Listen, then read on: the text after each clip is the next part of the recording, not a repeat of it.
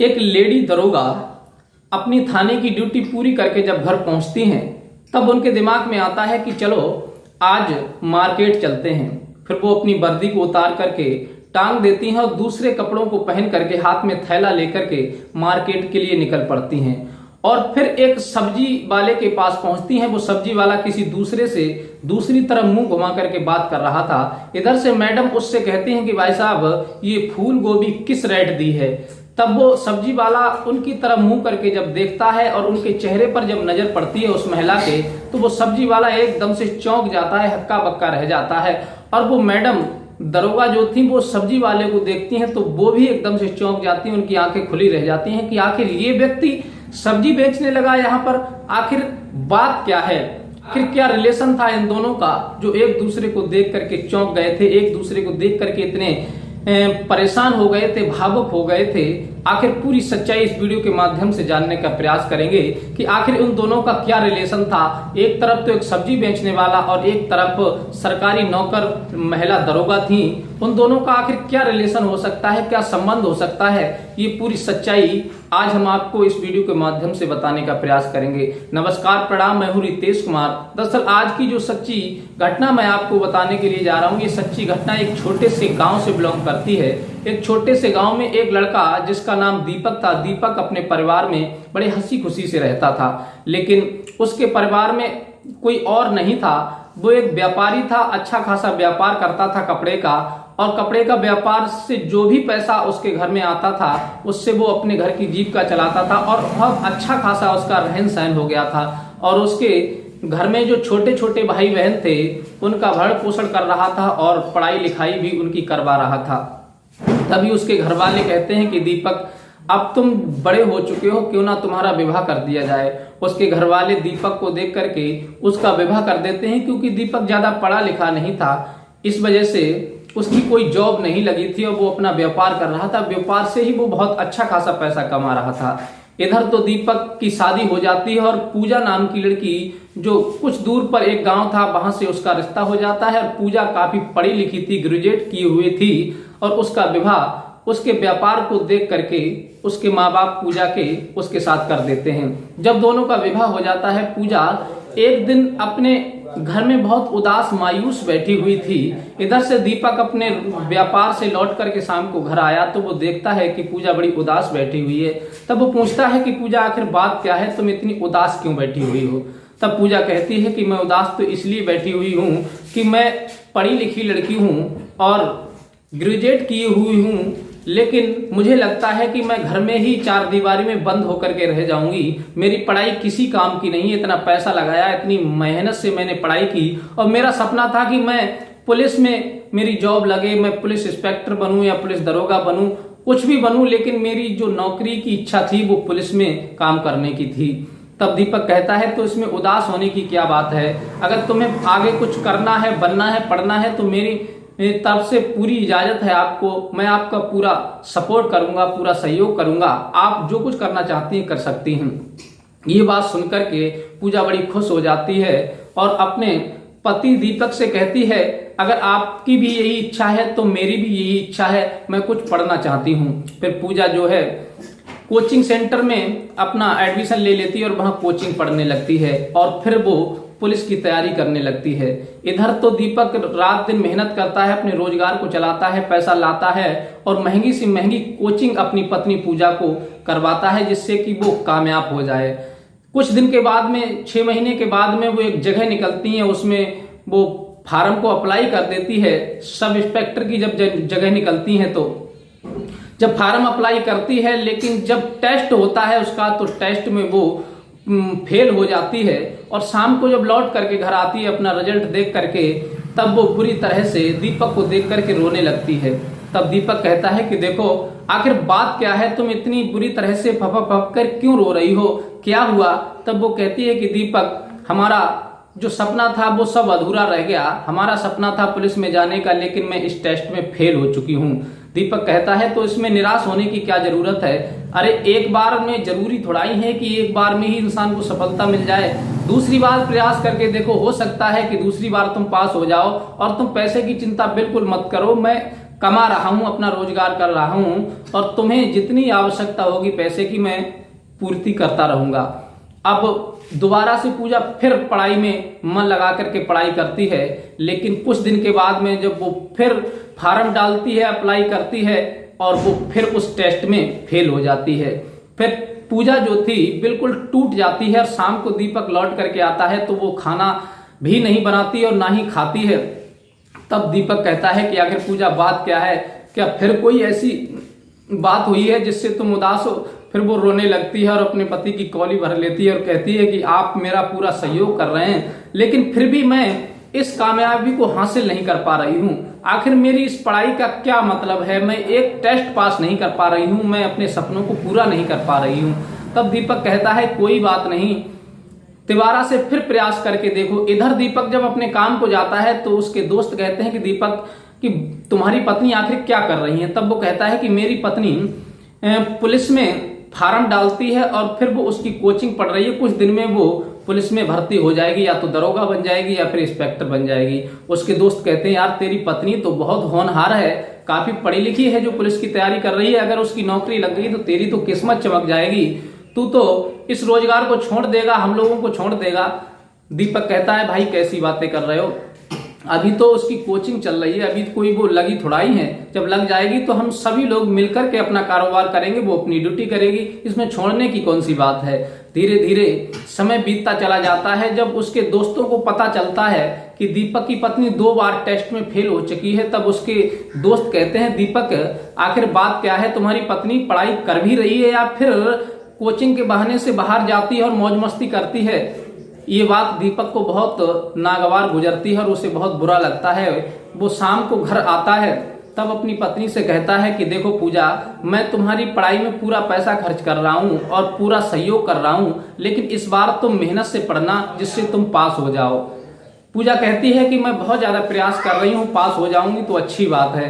तीसरी बार काफी समय के बाद में जब फिर वो फार्म अप्लाई करती है, लेकिन फिर वो 2 नंबर से फेल हो जाती है। ये बात सुनकर के पूजा बहुत ज्यादा टूट जाती है और शाम को दीपक जब घर में आता है तब वो पूछता है तो वो रो करके फिर वही बात बताती है कि दीपक मैं फिर से फेल हो गई। ये बात सुनकर के दीपक को बहुत ज्यादा गुस्सा आ जाता है और कहता है कि तुम किसी लायक नहीं हो, कोई काम की नहीं हो। उधर मेरे दोस्त मुझसे कहते हैं कि तुम्हारी पत्नी 2 बार फेल हो चुकी है, क्या कोचिंग के बहाने जाकर के बाहर ऐशो आराम मस्ती करती है, कोई पढ़ाई नहीं करती है, वो किसी के साथ घूमा करती है।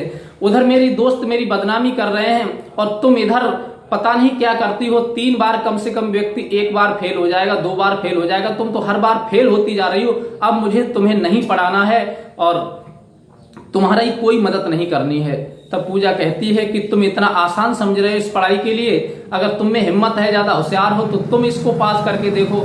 ये बात दीपक को बहुत बुरी लगती है कि अगर मैं इतना पढ़ा लिखा होता तो अब तक कब का मैं इस टेस्ट को पास कर लेता, और तुम मुझे ताना दे रही हो जबकि मैं तुम्हारा पूरा सहयोग कर रहा हूँ। दीपक और पूजा के बीच में इसी बात को लेकर के विवाद हो जाता है और हमेशा झगड़ा बना रहता है।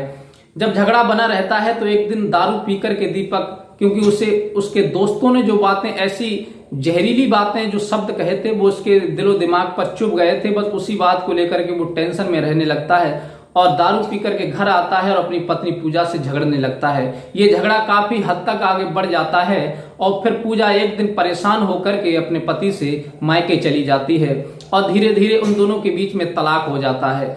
लेकिन इधर दीपक अपनी पत्नी से प्यार तो बहुत करता था, लेकिन किसी ने बड़े कमाल की बात कही है कि चुगला चूकत है नहीं, गाय कहो चाहे रोए, और घर घर फूट कराए दे, करे एक की दोए। यानी लोग अगर अपने कार्य पर सही हैं, अपनी जगह पर सही हैं, तो कुछ चुगला ऐसे होते हैं, कुछ चुगलखोर ऐसे होते हैं, घर को बर्बाद करने वाले, घर में फूट डलवाने वाले, जो रात दिन चुगली कर करके उनके घर का विनाश करवा देते हैं। और अक्सर ऐसी घटनाएं आपने देखी होंगी कि ना जाने कितने चुगलखोरों ने लोगों के घरों को बर्बाद कर दिया, उनकी हंसती खेलती जिंदगी को तबाह करवा दिया अपनी चुगली के चलते हुए। इधर जो दीपक था उसके दोस्त भी रोज उसके कान भरा करते थे, लेकिन मजबूरन होकर के दीपक को अपनी पत्नी से तलाक लेना पड़ा और वो तलाक तो ले लेता है लेकिन अपनी पत्नी के प्यार को भूल नहीं पाता, अपनी पत्नी की जुदाई बर्दाश्त नहीं कर पाता और वो बहुत ज्यादा टेंशन में रहने लगता है। अब तो वो अपने कारोबार को भी छोड़ देता है, रात दिन दारू के नशे में पड़ा रहता है। जैसे ही नशा उतरता है दोबारा से पी लेता है। ना तो खाने की चिंता, ना पीने की चिंता, ना कमाने की चिंता। जो कुछ था उसके घर में सब कुछ बर्बाद हो जाता है।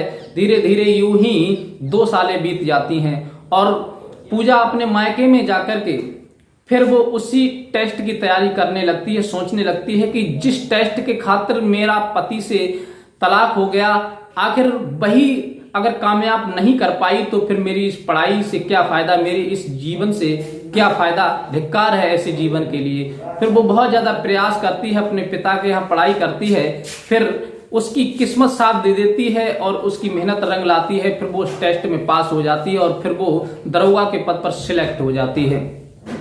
इधर दीपक बिल्कुल बर्बाद हो चुका था, एक एक दाने को परेशान हो चुका था। तब इसका एक दोस्त अपने साथ बुला करके एक दूसरे शहर में ले जाता है और वहां उसे एक सब्जी की दुकान लगवा देता है। दीपक वहीं बैठ करके सब्जी बेचने लगता है और इधर पूजा जहां उसका ट्रांसफर हुआ था उसी शहर में उसका ट्रांसफर हुआ था। वो अपनी ड्यूटी करने लगी थी। एक दिन पूजा अपनी नौकरी करके जब घर पहुंचती है तो कमरे पर, और कमरे से फिर वो उसके मन में आता है कि क्यों ना मैं मार्केट जाती हूँ, सब्जी खत्म हो गई है। फिर वो थैला हाथ में लेकर के सब्जी लेने के लिए जाती है और सब्जी लेने जब पहुंचती है तो जो सब्जी बेच रहा था लड़का वो दूसरी तरफ किसी से बात कर रहा था। इधर पीछे से जाकर के पूजा पूछती है भाई साहब ये सब्जी किस रेट दी है। तब वो घूम करके उन मैडम की तरफ देखता है तो वो हक्का बक्का रह जाता है और मैडम उसके चेहरे को जब देखती हैं तो वो भी परेशान हो जाती हैं, व्याकुल हो जाती हैं कि आखिर ये व्यक्ति कौन है। और उनकी आंखों से आंसू निकल पड़ते हैं कि ये इतना अच्छा खासा व्यक्ति ये सब्जी कैसे बेचने लगा था। वो सब्जी बेचने वाला कोई और नहीं था, उन्हीं दरोगा पूजा का तलाकशुदा पति था जो उनकी जुदाई में दारू पीने लगा था और दारू में सब कुछ बर्बाद कर दिया। अब उसके दोस्त ने उसे सब्जी की दुकान लगवा दी थी जिससे वो अपना गुजारा कर रहा था। फिर वो आंखों में आंसू भर लाती हैं पूजा और कहती हैं कि दीपक तुम्हारी ये स्थिति कैसे हो गई और तुम ये सब्जी कैसे बेचने लगे। तब वो रोने लगता है वो भी और कहने लगता है पूजा क्या बताऊं, मैंने तुम्हारे साथ बहुत बुरा किया लेकिन क्या करता, मेरे दोस्तों ने मुझे इतना टॉर्चर किया, इतना परेशान किया, इतने ताहने मारे थे कि मैं उन बेइज्जती को बर्दाश्त नहीं कर पाया और बहुत ज्यादा टेंशन में रहने लगा, दारू पीने लगा था। तुमसे तलाक होने के बाद मेरी जिंदगी पत्थर बन गई थी, मुझे जीना अच्छा नहीं लग रहा था। दारू के नशे में मैं पड़ा रहता था और जब भी मेरा नशा उतरता मैं फिर पी लेता और बिना दारू के मैं एक मिनट तुमसे दूर नहीं रह पा रहा था। तुम्हारे प्रेम में पागल सा हो गया था। इस वजह से दारू में सब कुछ बर्बाद हो गया, यहाँ तक कि मेरे पास खाने को भी कुछ नहीं बचा। फिर मेरे दोस्त ने यहाँ दुकान लगवा दी और मैं इससे जो कुछ पैदा होता है दारू पी लेता हूँ और अपना भरण पोषण कर रहा हूँ, अपनी जीविका चला रहा हूँ। ये सुनकर के पूजा बहुत ज्यादा परेशान हो जाती है, रोने लगती है और अपने पति की कौली भर लेती है और कहती है कि दीपक तुम परेशान मत हो, सदा दिन एक से किसी के ना गुजरते देखे, कभी खुशी है तो कभी गम है, ये तो जिंदगी के पहलू हैं। हमारी तुम्हारी किस्मत में इतनी दिन जुदाई लिखी हुई थी, इसीलिए हम तुम एक दूसरे से दूर हो गए और इसी कारण से हम वो टेस्ट पास नहीं कर पाए थे। लेकिन अब किस्मत ने हमारा साथ दे दिया और हमने वो टेस्ट पास कर लिया है और हम दरोगा बन चुके हैं। ये बात सुनकर के दीपक एकदम से फूल की तरह खिल जाता है, रोना बंद कर देता है और अपनी पत्नी की जेट भर लेता है और कहता है कि अब मुझे अपने से दूर मत करना क्योंकि मैं पहले ही तुम्हारी जुदाई में बहुत ज्यादा पागल हो चुका हूँ, बर्बाद हो चुका हूँ। वो कहती है कोई बात नहीं, मैं जानती हूँ कि तुम्हारी कोई गलती नहीं थी, फिर भी हमारी किस्मत में जो लिखा था वही हुआ। इतनी दिन हमारी किस्मत में जुदाई लिखी थी, एक दूसरे से दूर रहना लिखा था और बर्बादी लिखी थी, वो हो चुकी है। लेकिन अब हम अपनी जिंदगी दोबारा से पुनः अच्छी तरह से स्टार्ट करेंगे।